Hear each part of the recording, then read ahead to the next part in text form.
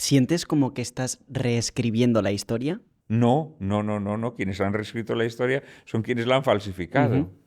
¿Sabes? No, en Pero bueno, absoluto. pues exponiendo a la verdad lo que realmente ocurrió. O sea, como... Bueno, mostrando efectivamente lo que Ujú. verdaderamente ocurrió, porque creo que es muy importante, ¿no? Eh, es muy importante que tengamos en cuenta que la historia la han hecho seres humanos. Y los seres humanos tienen las debilidades humanas. Y las debilidades humanas, pues muchas veces es la cobardía, el ser débil con el fuerte y fuerte con el débil, ¿no? Esto ocurre mucho en Francia. La Francia sometida a los alemanes es una Francia que humilla a los españoles exiliados, por ejemplo, ¿no? O a los judíos. Eh, entonces, estas cosas es bueno que se sepan, porque si no, todos nuestros conocimientos de la historia eh, están fundamentados en premisas completamente erróneas, completamente dementes, que nada tienen que ver con la realidad de lo que sucedió. Y por lo tanto, nuestra interpretación de la realidad termina siendo absolutamente desquiciada, ¿no? Desquiciada.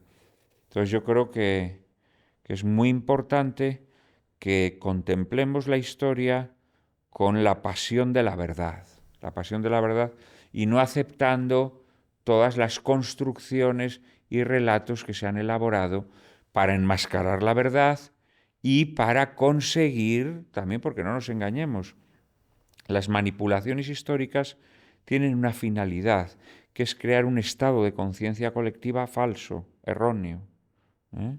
Para sustentar luego otras muchas mentiras que interesan a los políticos, a los dirigentes, etcétera, etcétera, y para, en definitiva, para hacer labores de ingeniería social, ¿no? Porque claro, la dura realidad es que hoy en día, por no salirnos de Francia, por no entrar todavía en España, que Ujú. debemos entrar porque Sí.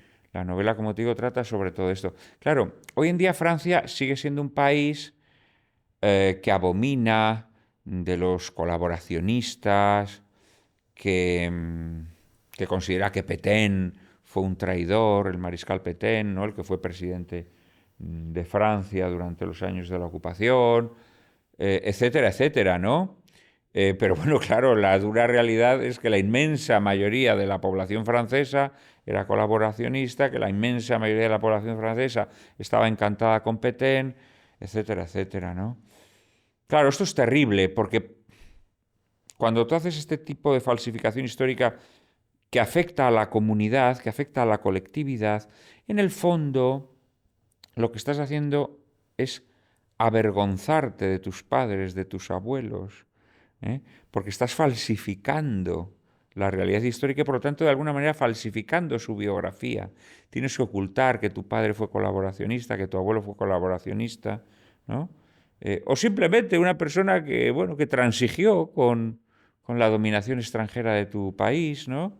Entonces sí, hombre, el caso de Francia es un caso clamoroso de nación que se ha dedicado a mentir sobre su propia historia y a mentir al mundo, ¿no? Porque realmente han logrado imponer ese relato, ¿no? Esto dicho con todos los respetos y a una admiración a Francia. A mí Francia me parece un país admirable en muchos sentidos, con una cultura extraordinaria, con una literatura francamente prodigiosa, pero un país que ha falsificado de forma radical su propia historia. Pero esto también lo hemos hecho en España, como te decía antes, ¿no? Ujú. Esto lo hemos hecho en España. ¿De qué manera? Bueno, de muy diversas maneras. Yo ya te he mencionado una que quizás sea la más llamativa, ¿no?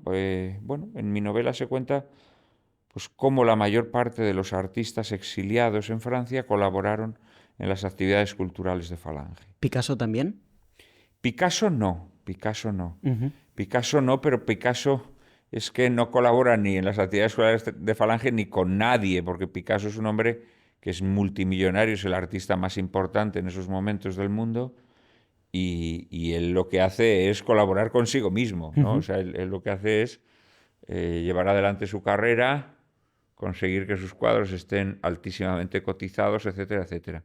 Picasso no necesitaba colaborar. Pero Picasso, y este es otro caso de falsificación muy interesante, Picasso fue un hombre a quien los alemanes dejaron hacer lo que le dio la gana durante los 4 años que los alemanes estuvieron en Francia, los 4 años de la ocupación.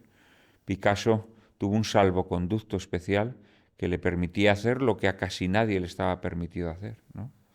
Arno Breker, que era el escultor de cabecera de Hitler, el escultor áulico de Hitler, pues, y que lo acompaña en la visita que hace Hitler por París.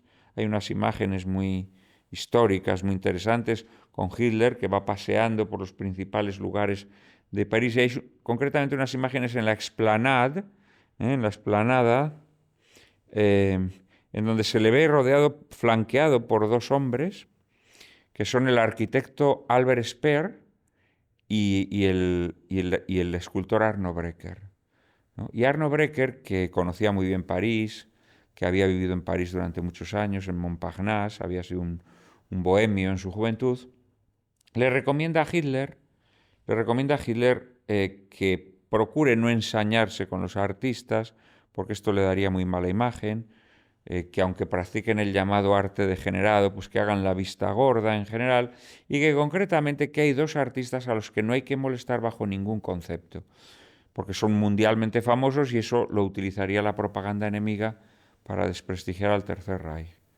que son Jean Cocteau y Pablo Picasso. Entonces Pablo Picasso, durante toda la Segunda Guerra Mundial, tuvo pues una especie de privilegio para hacer lo que le dio la gana. ¿Y qué vio Hitler en Pablo Picasso? No vio esto, vio un artista universalmente célebre, Ujú. y date cuenta que Alemania considera que París tiene que ser su escaparate ante el mundo, ¿no? Frente a quienes digan que los alemanes son crueles, asesinan, arrasan, expolian, pues mostrar imágenes de un París tranquilo, donde todo el mundo es feliz, etcétera, etcétera, ¿no? Para los alemanes, París se convierte inmediatamente en el gran escaparate ante el mundo, ante las naciones extranjeras que, viendo que se portan bien con los franceses, pues van a cambiar su concepto de Alemania, ¿me entiendes? Entonces, dentro de ese contexto, además, Pablo Picasso era una persona Ujú. tan célebre, que convenía tenerlo entre algodones, tratarlo bien, ¿no? Y así fue, ¿no? Está documentado, por ejemplo, eh, que los alemanes se ponen a desvalijar cajas de banco en busca de las cajas de los judíos, cajas blindadas, con joyas, con dinero, etcétera, etcétera, ¿no? Y se tropiezan con la caja blindada que tiene Picasso en un banco, en el sótano de un banco, donde tiene un montón de cuadros, donde tiene lingotes de oro, donde tiene todo tipo de riquezas, ¿no? Y los alemanes no tocan esa caja. Le entregan todos esos bienes a Picasso y no se lo desvalijan, ¿no? Y hay otras muchos episodios absolutamente constatados de que Picasso tuvo un trato privilegiado. Claro, Picasso y sus exegetas o sus apóstoles, ¿no? Se montaron la película de que Picasso era un comunista y que Picasso había estado durante los 4 años de la Segunda Guerra Mundial conspirando en contra del nazismo, ¿no? Todo esto es radicalmente falso. Pablo Picasso no tenía ningún tipo de adscripción política, ninguno en absoluto. Eh, El dinero era lo bueno, que le sí, pero esta movía. no era una adscripción No, política. pero imagino que era lo que le Sí, sí, movía él era era... una persona Ujú. obsesionada con la riqueza, desde luego. Era un hombre inmensamente rico, guardaba lingotes de oro, con esto ya te lo digo todo, ¿no? Le daba a comer a sus perros, mientras la gente se estaba muriendo de hambre en el país de la época, les daba a comer pollos asados, ¿no? O sea, te quiero decir que era un hombre muy poco escrupuloso. Pero eh, lo que sí se sabe es que cuando los alemanes finalmente son derrotados, ¿qué es lo primero que hace Picasso? Afiliarse al Partido Comunista. Entonces sí se afilia al Partido Comunista porque sabe que la Unión Soviética ha vencido. En esto la verdad es que fue un hombre lúcido en el sentido en que se dio cuenta que quien verdaderamente había vencido había sido la Unión Soviética. La Segunda Guerra Mundial, aunque nos cuentan todas estas peliculitas del desembarco de Normandía, etcétera, etcétera, la realidad es que Alemania donde pierde la guerra es en Rusia. ¿Eh? Alemania empieza a perder la guerra en el año 41, cuando no logra entrar en Leningrado y en Moscú. ¿Eh? En Leningrado establece un cerco que va a ser terrible, morirán muchos rusos en Leningrado y San Petersburgo, pero la realidad es que ese cerco que no triunfa y la derrota que sufre al querer entrar en Moscú, ese es el punto de inflexión de la guerra. Y luego ya, pues, batallas terribles como la de Stalingrado, como la de Kursk, etcétera, etcétera. Ahí es donde Alemania pierde la guerra, ¿Y ¿no? por qué la gente piensa que fue a partir del día D? Pues porque el relato, nuevamente, yanqui, se ha impuesto en nuestras conciencias. Ujú. ¿Eh?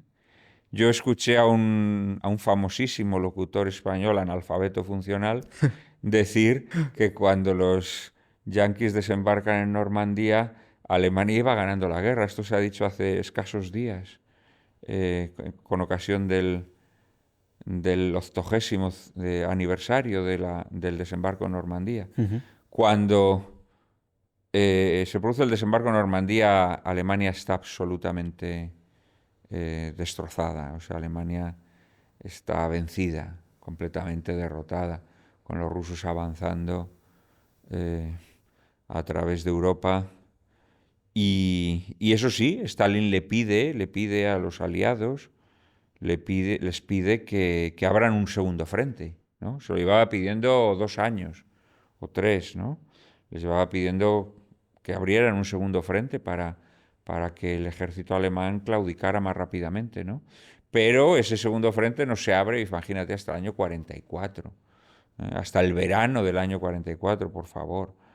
Alemania llevaba derrotada mucho tiempo, ¿no?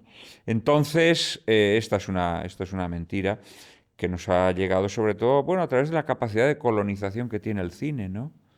En donde, ¿tú cuántas películas habrás visto del desembarco en Normandía? Decenas. Sí, muchísimas. Pero seguramente películas sobre las campañas del Este, pues has visto muy pocas, Mm. ¿no?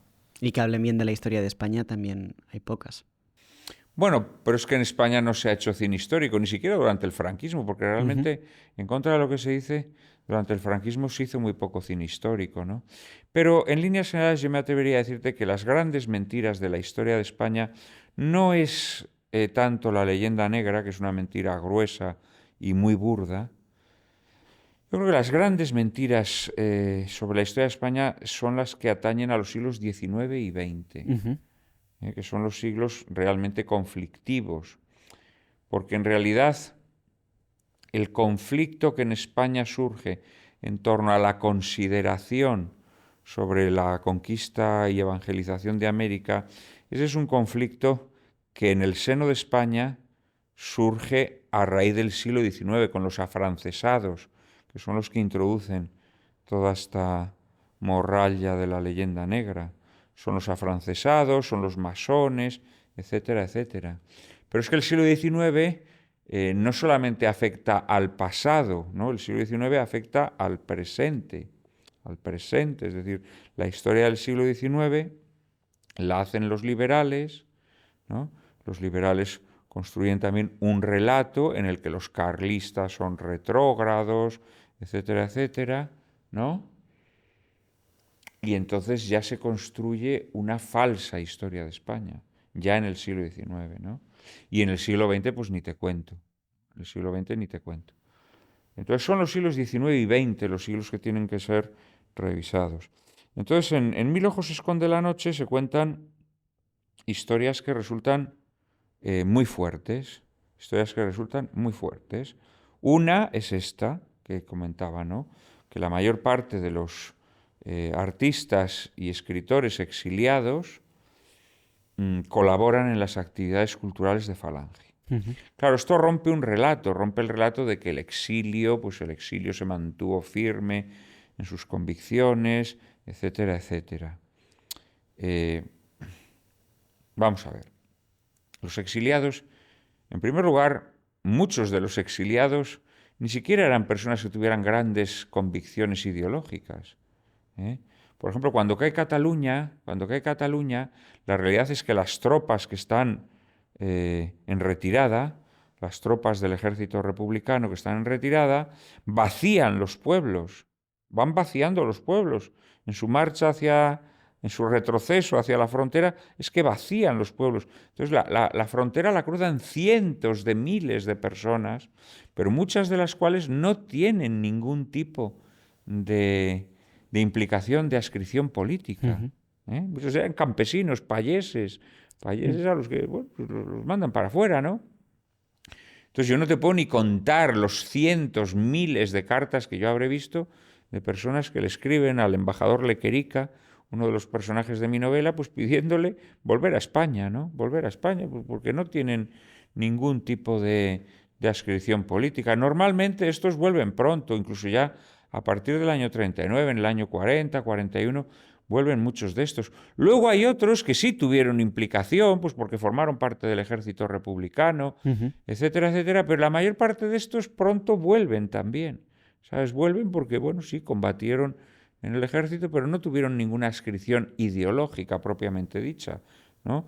En mi familia, pues hubo, por ejemplo, dos hermanos de mi abuelo que combatieron en la guerra civil, cada uno en un bando. ¿Por qué? Pues porque la guerra les pilló en un lugar donde triunfó el alzamiento o no triunfó, y entonces, pues dependiendo de si triunfaba o no triunfaba, te alistaban.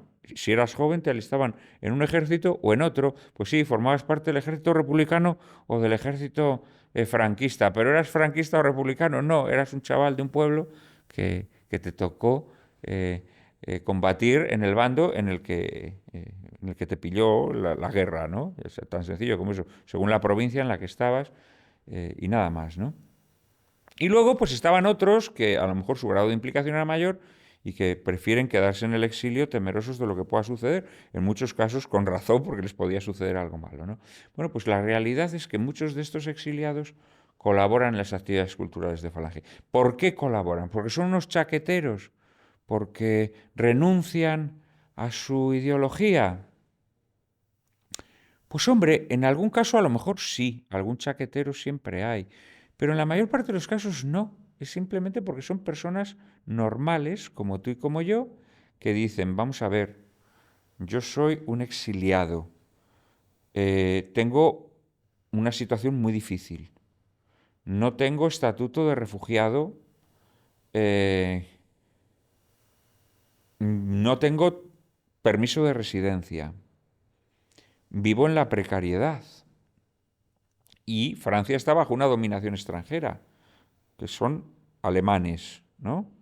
Y estos alemanes, pues bueno, aunque la España de Franco no está combatiendo en la Segunda Guerra, en la guerra, pues bueno, parece que tienen una relación más o menos amistosa. Hombre, si yo colaboro en las actividades culturales de Falange, pues a los ojos de los alemanes gano puntos, ¿no? E incluso desde Falange a lo mejor me ayudan a conseguir papeles, a conseguir el permiso de residencia, a conseguir trabajo, Mm. ¿no? Es decir, se comportan como personas normales en un contexto difícil.